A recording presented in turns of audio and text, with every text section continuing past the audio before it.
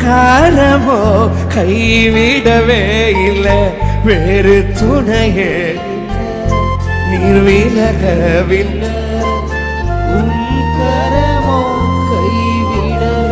இந்த சரணை ரொம்ப பிடிக்கும். அந்த சரணை மட்டும் நான் சொல்லி தரேன். 2 கரத்தை உயர்த்திக்கோங்க. கடலளவு சொந்தங்கள் தானே, அதில் வானளவு பிரிவுகள் தானே. உன் சொந்தங்கள் கடல் அளவு போல இருக்கலாம், அந்த அளவுக்கு பிரிவு இருக்கு பாரு. ஆனா என் ஆண்டவர் உன்னை பிரியல, அதுதான் முக்கியம். எத்தனை பேர் ஆமென் சொல்றீங்க?